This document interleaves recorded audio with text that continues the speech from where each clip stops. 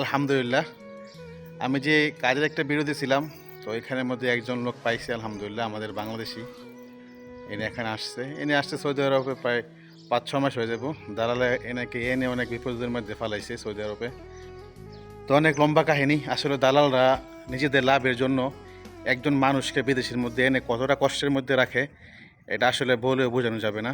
একজন অসহায় মানুষ পেয়ে তারা যেরকমভাবে টাকাগুলো লুফিয়ে নেয় এবং এদেশের মধ্যে এনে তাকে কোনো কাজকর্ম কোনোটাই দেয় না। আসলে দালালের কথা বললেও শেষ হবে না।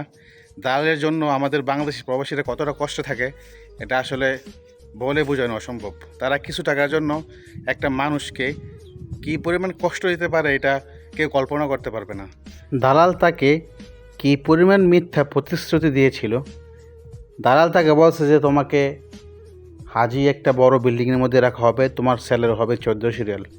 আসলে হাজি বিল্ডিং তো দূরের কথা, সকলকে